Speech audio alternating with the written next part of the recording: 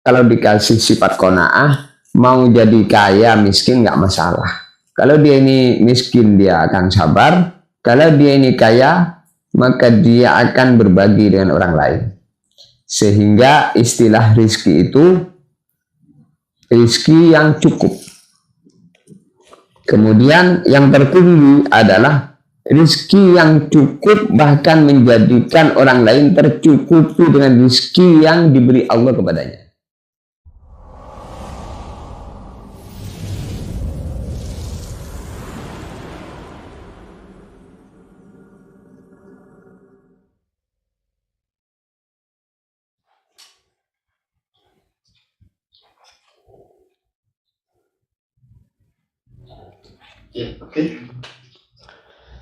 Bismillahirrahmanirrahim. Alhamdulillahirabbil alamin wassalatu wassalamu ala sayyidina Muhammad wa ala alihi wa sahbihi ajmain.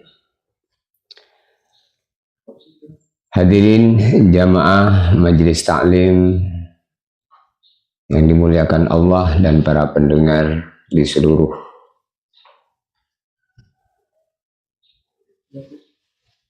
mana-mana tempat yang memandang dan mendengar suara ini, majelis ini.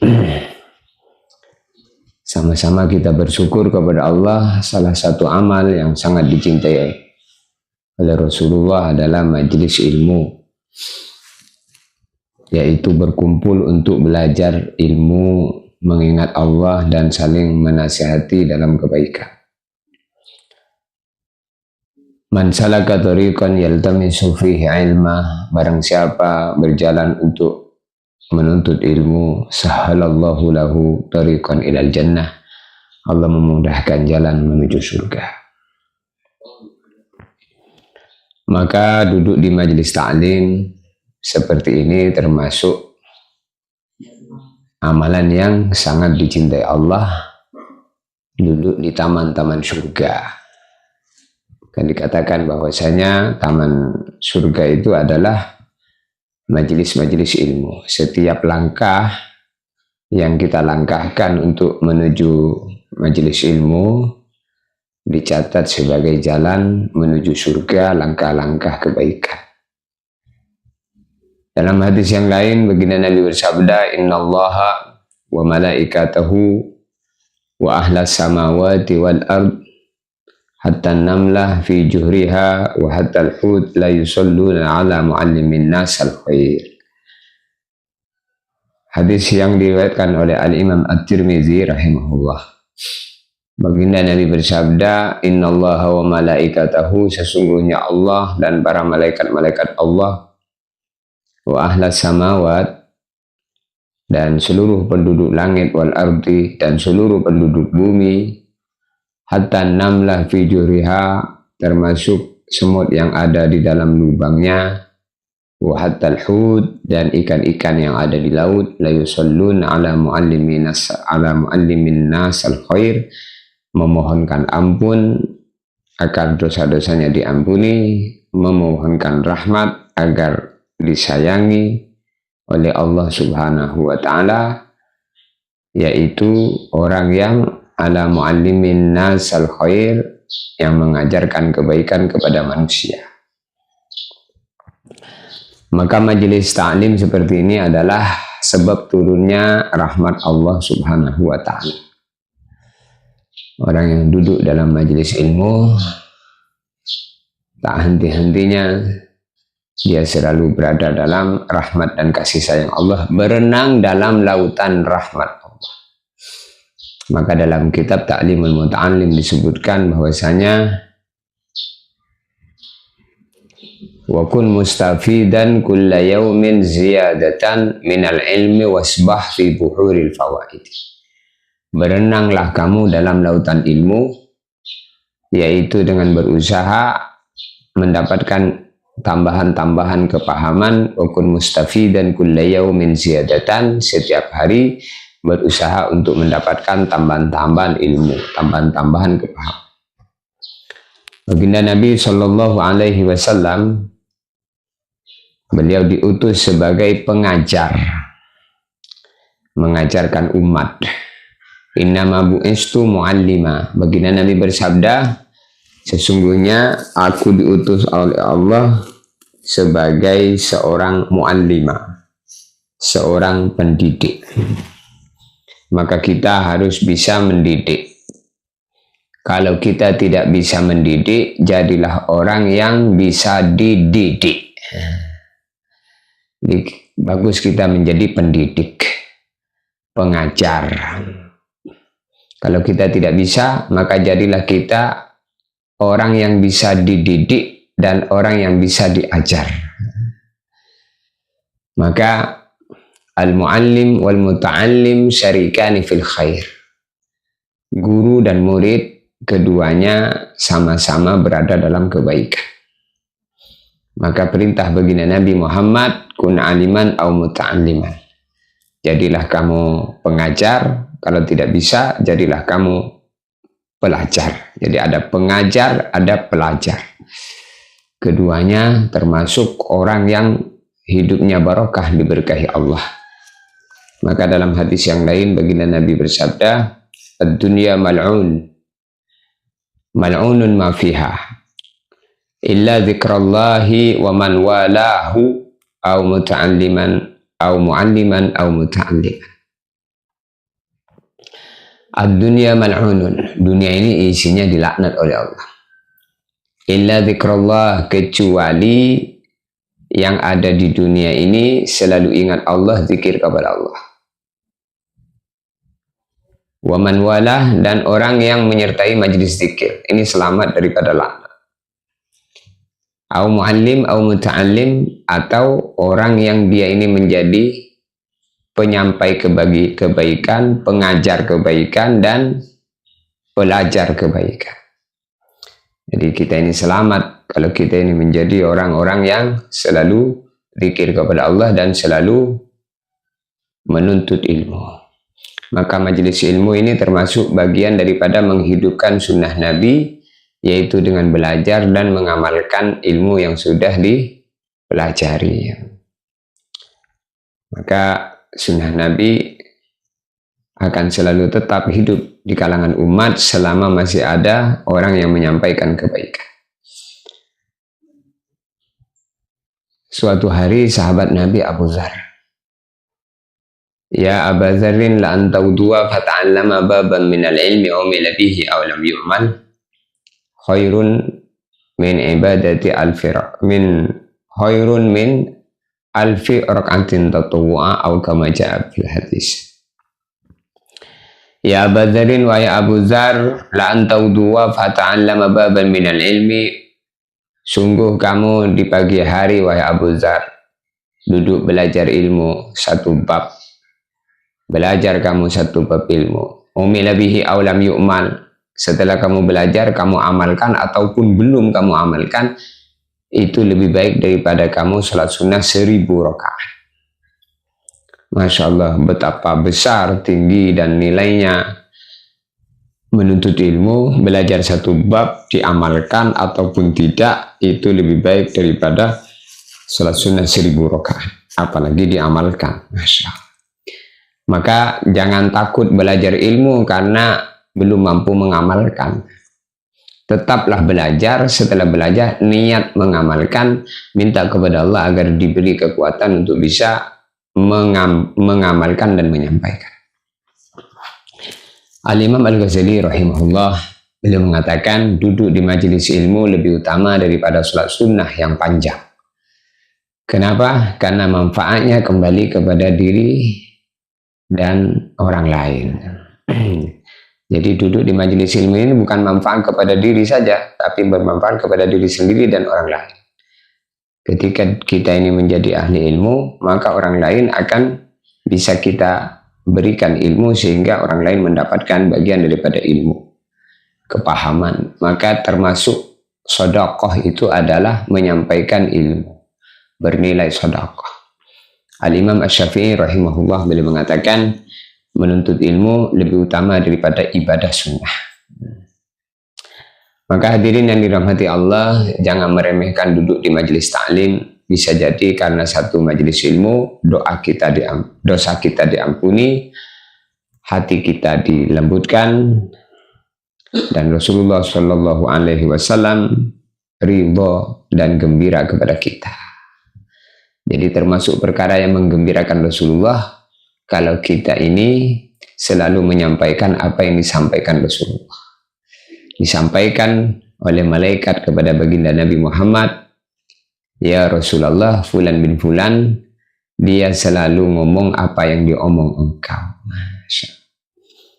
Maka Nabi Sallallahu Alaihi Wasallam beliau bersabda, rahimallahu khulafai alladzina yuballighuna anni min ba'di. Rahimallahu khulafai, semoga Allah menyayangi penerus-penerusku, alladzina yuballighuna anni min ba'di. Siapa penerus baginda Nabi? Alladzina, mereka adalah orang-orang yuballighuna anni min ba'di, yang mau menyampaikan apa yang dari Nabi selepas meninggalnya Nabi. Masya Allah. Maka kalau kita ngerti urusan ini, nggak ada jemunya, nggak ada bosannya. Selama masih diberi kesempatan untuk menyampaikan apa yang dari Nabi, teruslah sampaikan. Karena kita mendapatkan doanya Nabi supaya disayang oleh Allah, kita menjadi khalifahnya Rasulullah, penerus perjuangan baginda Nabi Muhammad. Allahumma anfa'na bima 'allamtana. Semoga Allah memberikan manfaat dengan ilmu yang kita pelajari. Wazidna ilma, dan selalu diberi tambahan-tambahan ilmu. Waj'al hadal majlis majlisan mubarakan marhuma. Semoga majlis ini menjadi majlis yang diberkahi dan majlis yang dirahmati oleh Allah Subhanahu wa Ta'ala.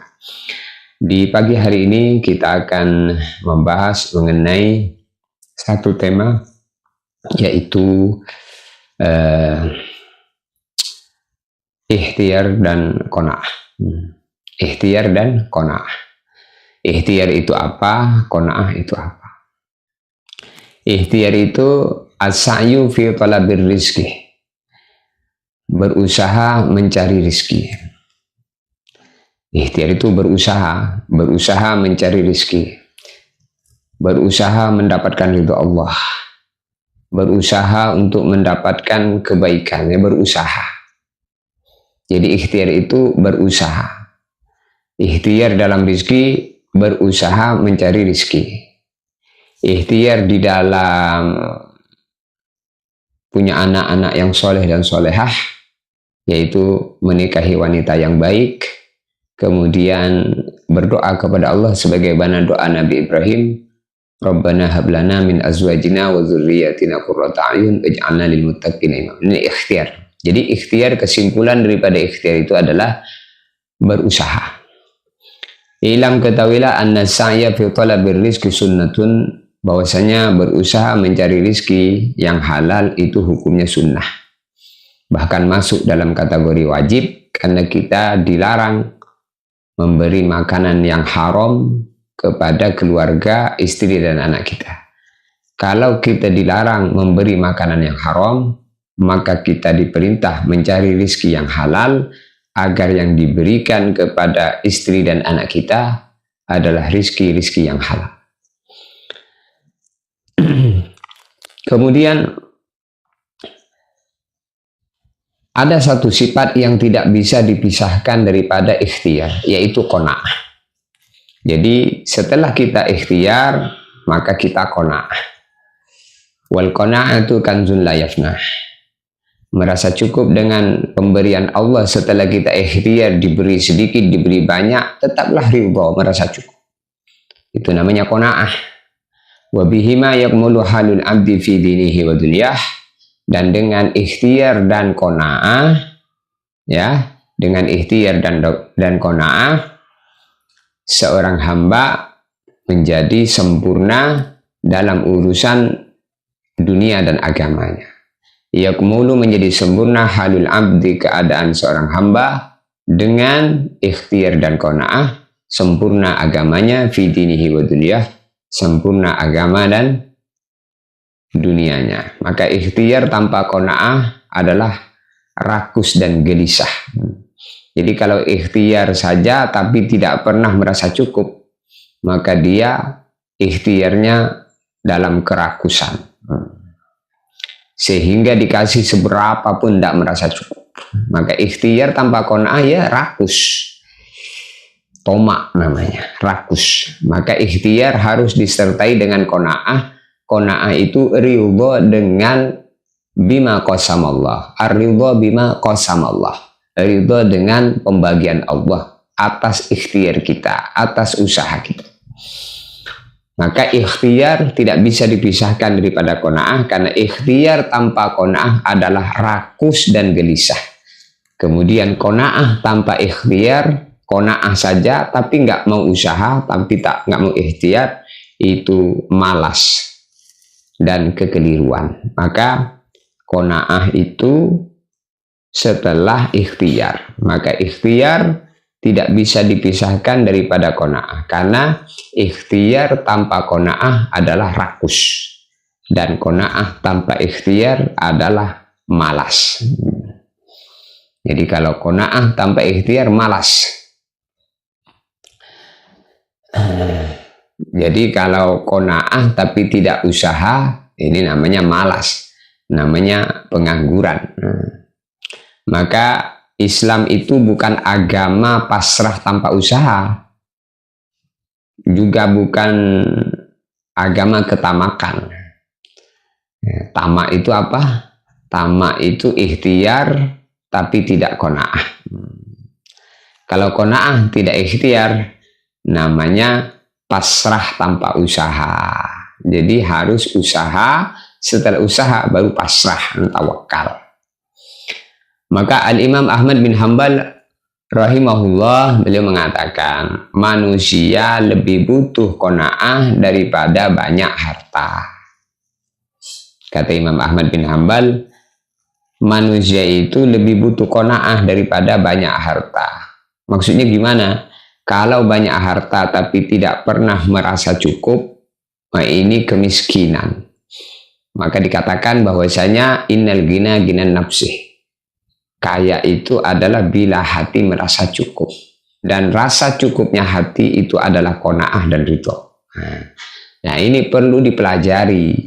Kadang kita tidak dengan sifat-sifat seperti ini, akhirnya masuk dalam tomak, kerakusan. Maka ikhtiar tidak menafikan tawakal.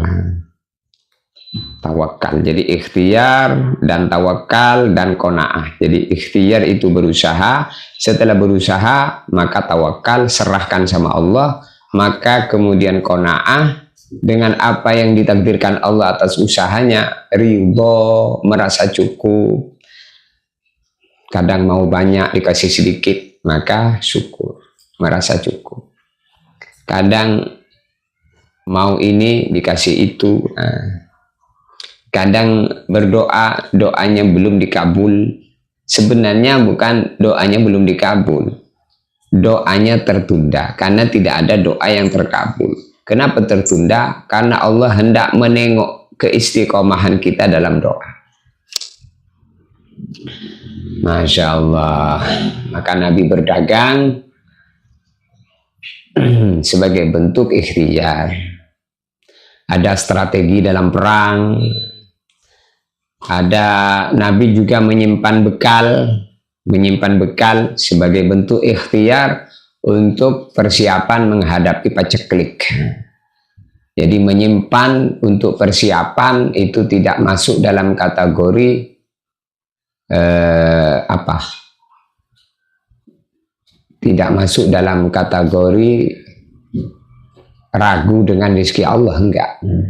Maka semuanya tidak mengurangi tawakal. Menyimpan bekal ini tidak mengurangi tawakal. Maka tawakal yang benar adalah mendorong usaha, bukan mematikan usahanya. Usahanya tetap. Faida azamta fatawakkal 'ala Allah. Berusaha sungguh-sungguh, setelah usaha sungguh-sungguh pasrah tawakal kepada Allah Subhanahu wa taala. Setelah tawakal, lalu apa yang menjadi keputusannya dihadapi dengan ridho dan qanaah. Ridho, puas, dikasih sedikit, syukur, sabar, dikasih banyak, sabar, syukur. Dikasih sedikit, sabar, dikasih banyak, syukur. kemudian qanaah. Maka ikhtiar ini ada adabnya kata para ulama. Wa min adabi sa'yi talabul halal wal qana'a bil yasir wa tarki wa tarkut tama. Wa min adabi sa'yi termasuk adabnya berusaha, adabnya berikhtiar, adabnya bekerja. Talabul halal adalah berusaha dengan mencari rizki yang halal. Wal qana'atu bil yasir, ridha dengan yang sedikit. Wa tarkit tama, dan tidak serakah. Tidak serakah, tidak menghalalkan segala cara. Maka rizki itu harus dicari dengan cara-cara yang halal. Kenapa? Karena rizki yang haram itu akan mengeraskan hati dan menghalangi terkabulnya doa-doa. Maka ada orang berdoa, makanannya haram, pakaiannya haram, maka dikatakan, bagaimana mau diterima doa kamu, sedangkan pakaian kamu haram, makanan kamu haram. Maka usahakan ikhtiar di dalam mencari rezeki ini hanyalah mencari rezeki yang halal, karena rezeki yang halal ini akan membuat hati lembut. Maka dalam hadis disebutkan bahwasanya kullu lahmin nabata min haram fannaru aula bihi. Setiap daging yang dimakani dengan makanan-makanan haram, maka nanti api neraka lebih berhak untuk membakarnya.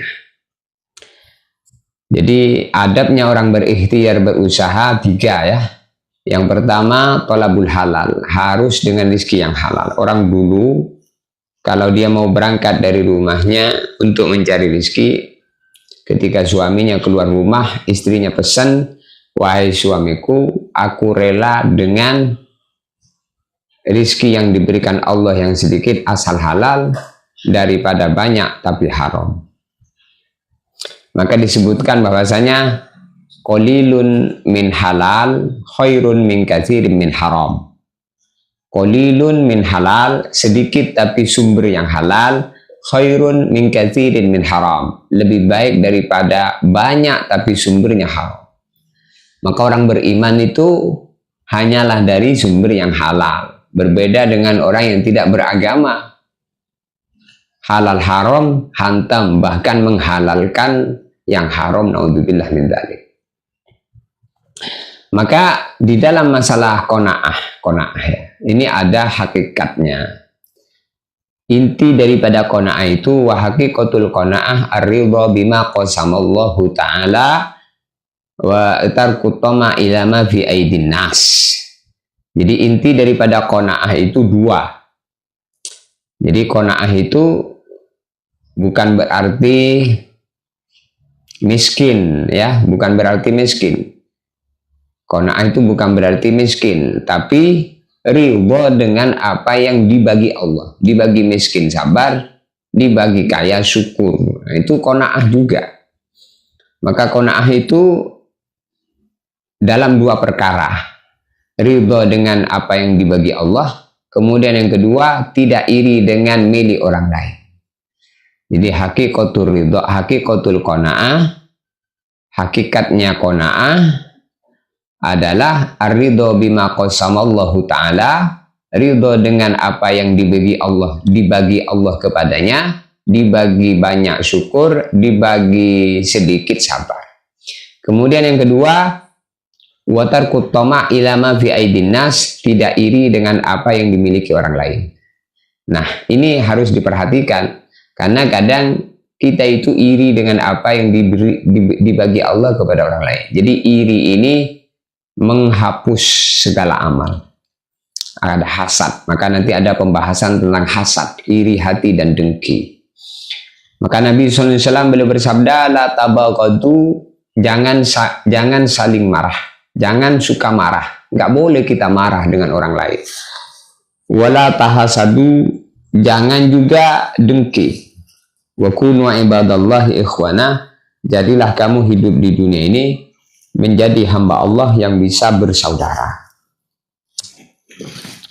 Maka orang yang qanaah itu hidupnya tenang, meski hartanya sedikit, apalagi banyak. Apalagi banyak. Kalau orang qanaah itu sedikit aja membuat sabar, apalagi banyak. Kalau banyak, maka dia akan berbagi dengan orang lain. Jadi orang itu kalau dikasih sifat qanaah, mau jadi kaya miskin nggak masalah. Kalau dia ini miskin, dia akan sabar. Kalau dia ini kaya, maka dia akan berbagi dengan orang lain. Sehingga istilah rizki itu rizki yang cukup. Kemudian yang tertinggi adalah rizki yang cukup, bahkan menjadikan orang lain tercukupi dengan rizki yang diberi Allah kepadanya. Jadi rizki itu ada dua. Rizki yang barokah itu dua. Yang pertama, rizki yang mencukupi keperluannya untuk dirinya dan keluarganya. Kemudian yang kedua, rizki yang mencukupi dirinya, bahkan banyak orang lain yang rizkinya tercukupi dengan rizki yang dibagi Allah kepadanya. Masya Allah. Jadi kalau jadi orang kaya, jadilah orang kaya yang dermawan. Punya tetangga, tidak ada yang kelaparan, sebab dia berbagi dengan tetangganya. Nah, ini penting ini. Maka dalam hadis disebutkan bahwasanya laisal mu'minu billadhi yashba' wa jaruhu ja'i'un 'ala jambih. Bukan orang beriman yang dia kenyang sedangkan tetangganya kelaparan. Nah, kenapa ada orang kelaparan? Karena orang kayanya pelit, tidak mau berbagi dengan orang lain. Masya Allah. Kenapa dia pelit? Karena dia tidak qanaah, tidak merasa cukup. Sehingga kalau dia berbagi, merasa nanti berkurang. Bahkan Allah Subhanahu wa taala berfirman dalam Al-Qur'an, "Asy-syaitanu ya'idukumul faqr wa ya'murukum bil fahsya." Setan itu selalu menyuruh kepada kita agar jangan bersedekah, karena kalau kamu bersedekah maka nanti kamu fakir. Begitu dibisikin oleh setan. Wallahu ya'idukum maghfiratan minhu wa fadlah. Sedangkan Allah Subhanahu wa taala berjanji, semakin kamu banyak berbagi, saya akan lebih banyak lagi berbagi dengan kamu. Itu Quran. Kalau dalam hadis Nabi bersabda, "Mana qasamalun min shadaqah." Harta itu tidak akan pernah bisa berkurang dengan sebab disedekahkan. Bal yazdad, bal yazdad, bal yazdad. Cuman ini prakteknya dengan iman. Kalau orang imannya lemah, nggak akan yakin dengan janji-janji Allah. Maka lemahnya iman ini menyebabkan ragu dengan janji-janji Allah. Sayyidina Ali bin Abi Thalib karramallahu wajhah, beliau mengatakan, qanaah adalah harta yang tidak akan habis. Masya Allah. Kata Sayyidina Ali, qanaah itu sendiri adalah harta yang nggak habis-habis. Jadi qanaah itu merasa cukup. Sudah, kalau orang itu merasa cukup, intinya orang kaya yang merasa cukup itu. Masya Allah. Kebalikan daripada qanaah adalah tama.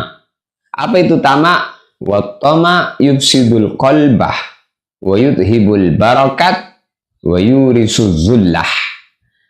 Tama atau rakus itu menghilangkan barokah, membuat orang itu hina, dan tidak pernah puas.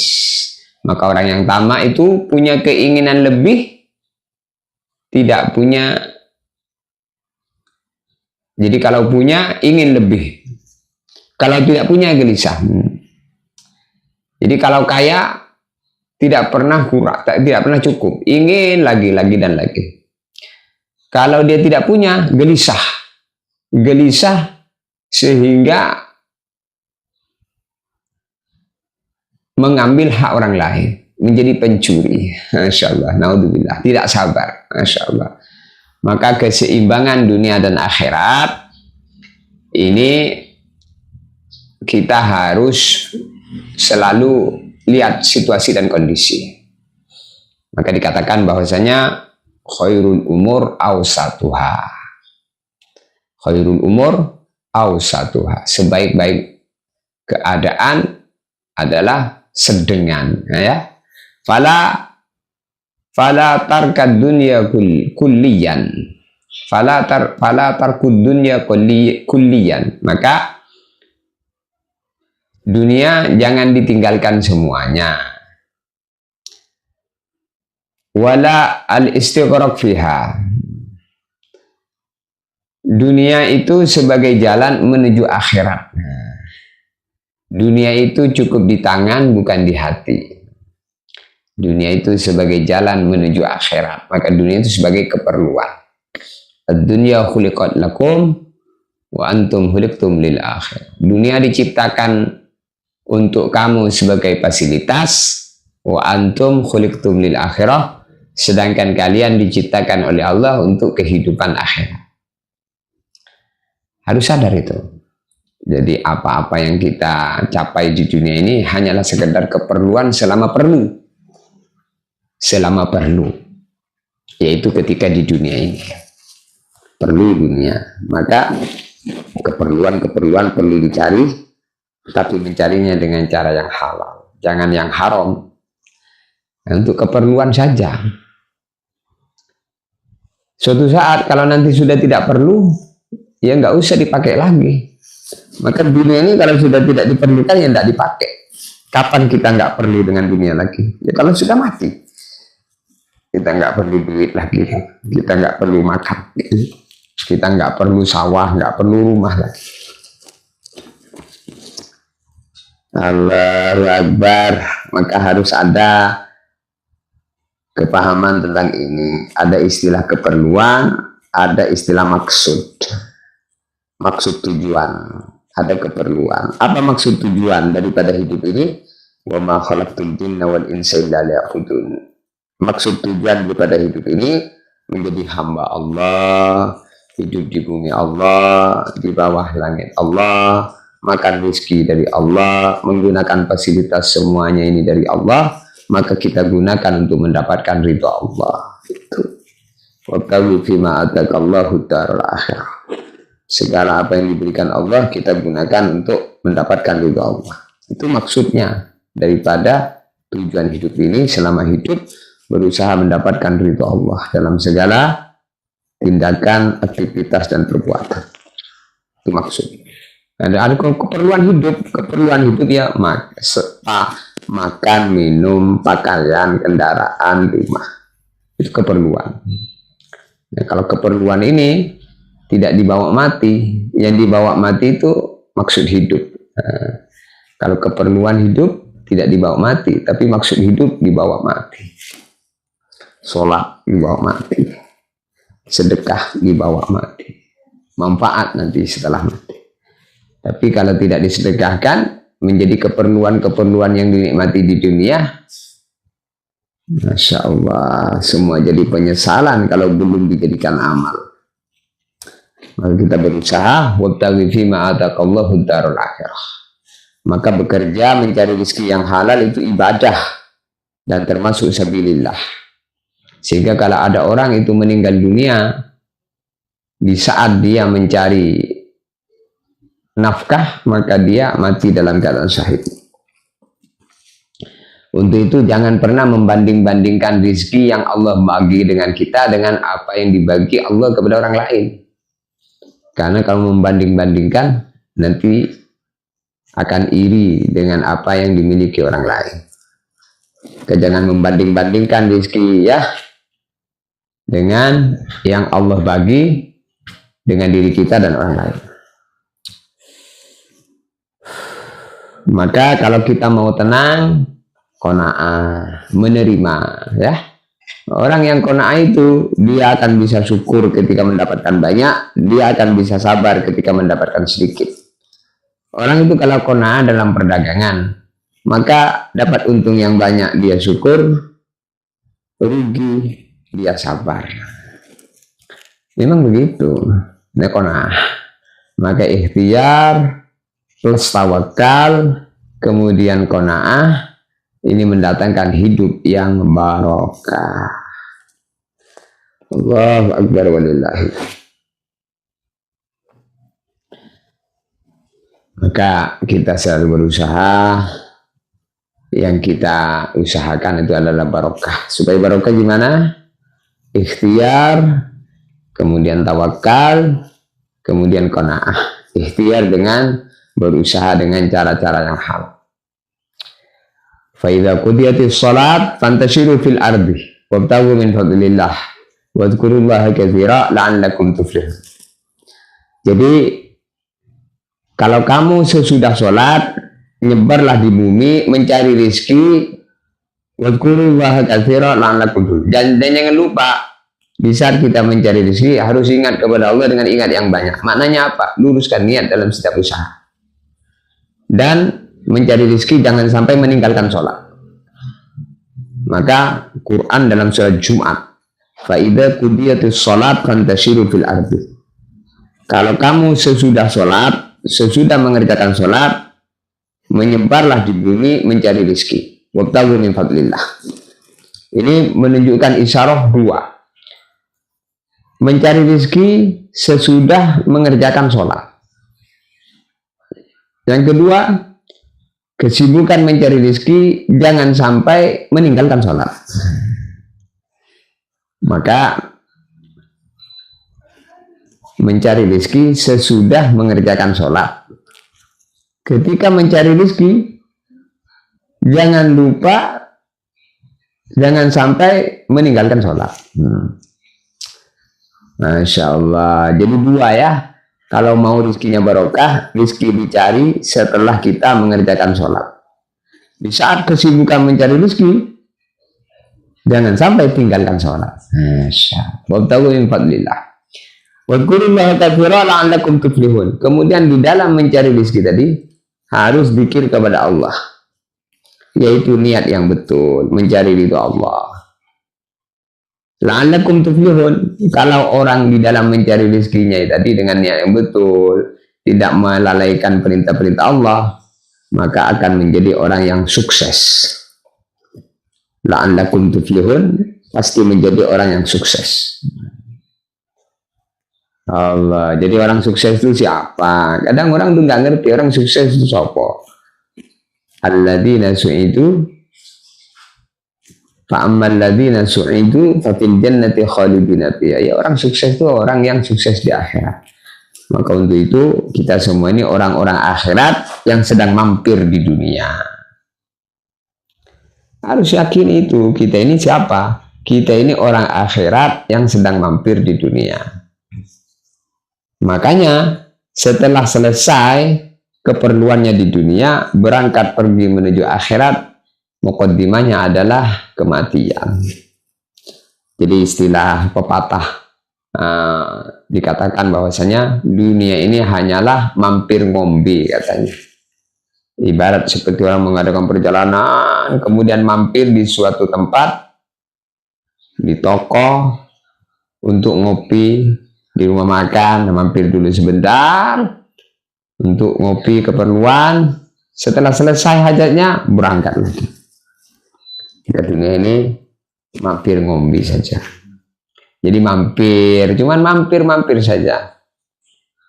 Maka kalau ada orang bilang, mau kemana? Saya mau pulang ke rumah. Keliru. Pulang itu bukan ke rumah kita. Pulang itu ke kubur. Kalau ke rumah itu bukan pulang, tapi mampir. Jadi mau kemana? Saya mau mampir ke rumah sebentar.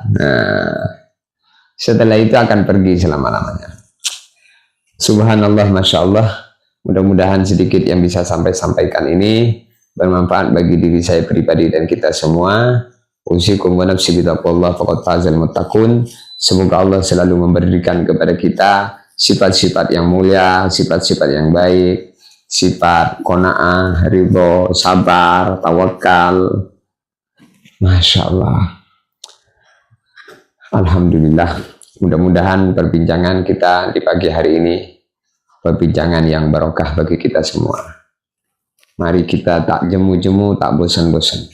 Selalu bicara yang baik, selalu mendengar yang baik, selalu lihat yang baik dan pikirkan yang baik-baik, agar semuanya ini datang dalam hati yang baik, sehingga kemudian muncullah menjadi perbuatan-perbuatan yang baik menjadi aktivitas yang baik. Orang itu nikmat berangkat ke masjid kalau hatinya bersih. Nikmat zikir kalau hatinya bersih. Nikmat ngaji kalau hatinya bersih. Maka sifat-sifat hati ini harus diperhatikan.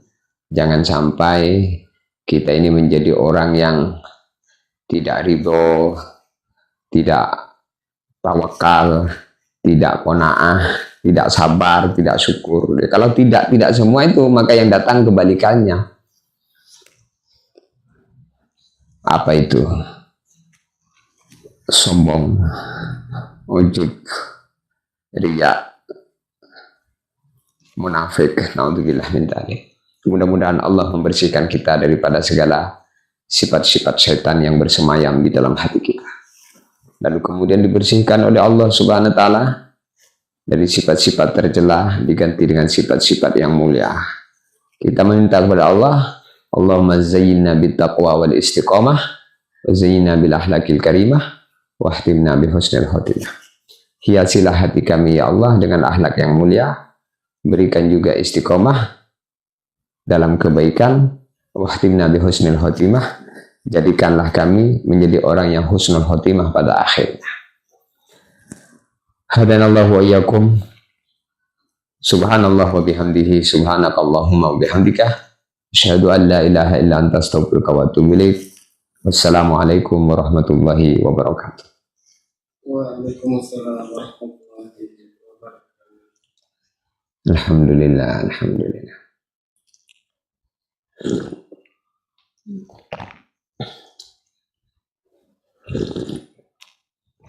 Alhamdulillah, alhamdulillah. Masya Allah, Masya Allah. Gimana para hadirin? Apa kabar semuanya? Sehat ya, insya Allah ya, insya Allah.